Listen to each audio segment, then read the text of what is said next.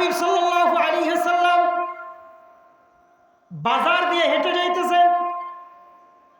হাঁটতে হাঁটতে বাজারের প্রান্তরে আল্লাহর হাবিবের একজন সাহাবী জাহের রাদিয়াল্লাহু তাআলা আনহু এক জায়গায় দাঁড়ায় আছে। কালো সাহাবী, নাকটা বোচা, দেখতে তেমন ভালো না, কিন্তু আল্লাহর হাবিব সাল্লাল্লাহু আলাইহি ওয়াসাল্লাম দেখতে পাইলেন আর অনেক ধনী ধনী অনেক ব্যবসায়িকরা তারা বাজারের ভিতরে ব্যবসা বাণিজ্য করতেছে, কিন্তু আল্লাহর হাবিব কারো কাছে গেলেন না। আল্লাহর হাবিব ডাইরেক্ট জাহের রাদিয়াল্লাহু তাআলা আনহুর কাছে গেলেন।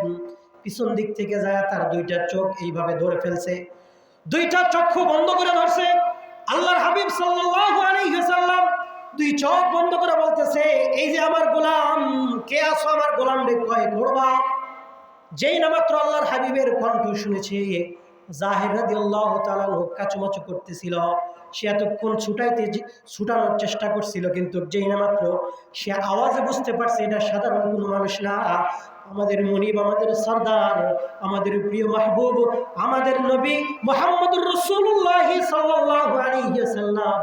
সাথে সাথে নিজেকে গোটায়া আল্লাহর হাবিবের বডির সাথে আরো মেলানোর চেষ্টা করছে। সুবহানাল্লাহ। আল্লাহর হাবিবকে ডেকে বলতেছে, আল্লাহর হাবিব, বাজারের ভিতরে কত ধনী ধনী মানুষেরা, কত প্রভাবশালী মানুষেরা তারা ব্যবসা বাণিজ্য করতেছে, তারা ঘোরাঘুরি করতেছে, আপনি কাউকে এইভাবে বুকে জড়াইলেন না? আমি জাহের রে কেন বুকে জড়াইলেন? আমি একজন ছোট মানুষ, আমি কালো মানুষ, আমি তো তেমন দামি মানুষ না, আমাকে কেন আপনি এইভাবে জড়ায় ধরলেন? আল্লাহর হাবিব সাল্লাল্লাহু আলাইহি ওয়াসাল্লাম সাথে সাথে দেরি না করে জাহের রাদিয়াল্লাহু তাআলা আনহুকে উত্তর করে বলতেছেন, রে জাহের, তুমি আল্লাহ পাকের নিকটে দামি, দুনিয়ার মানুষের কাছে বেদামি হলে কি হবে? আল্লাহ পাক আসমানে তুমি জাহেরকে দাম, আল্লাহ পাক রব্বুল আলামিন তোমার দাম অনেক বড় এবং উচ্চ মর্যাদা দিয়েছে, অনেক দাম তোমাকে আসমানে দিয়েছে।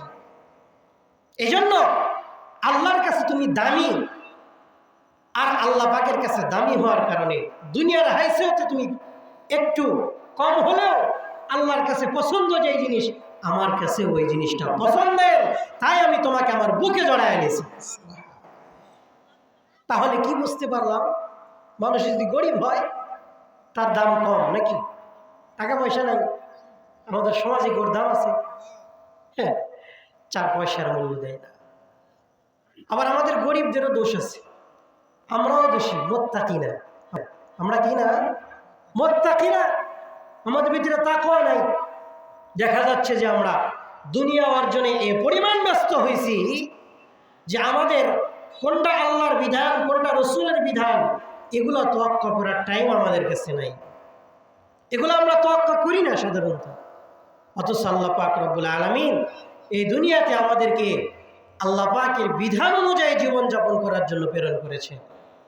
আমরা কেউ পরকালের জিন্দেগির চিন্তা করি না।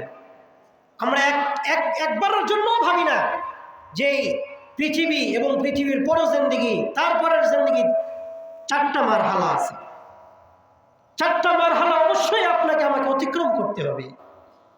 আলমে আরওয়াহ প্রথম মারহালা পেরিয়ে আসছে, আলমে দুনিয়া দ্বিতীয় মারহালা চলতেছে, আলমে বারজাখ তৃতীয় মারহালা, সেখানেও যেতে হবে। আলমে আখিরাত পরকালীন সারা জিন্দেগি, তারপরে আবাদুল আবাদ হায়াত, আমাদের সেই জিন্দেগির কথা আমরা একটাবারের জন্য ভাবি না। আমরা যদি কেউ এক জাররা পরিমাণ ভাবতাম আখিরাত নিয়ে, তাহলে আমরা গরিব হই, ধনী হই, কেউ মুত্তাকি না হয়ে থাকতে পারতাম না। এই যে কিতাব কোরআনে কারীম, এটা হেদায়েত একমাত্র মুত্তাকিদের জন্য। আল্লাহ পাক নামাজ ফরজ করেছেন, এটা কাদের কাজ? মুত্তাকিদের কাজ। যাকাত দিতে হয়, এটা কাদের কাজ? মুত্তাকিদের কাজ। সামনে রোজা আসতেছে, রোজা কাদের কাজ?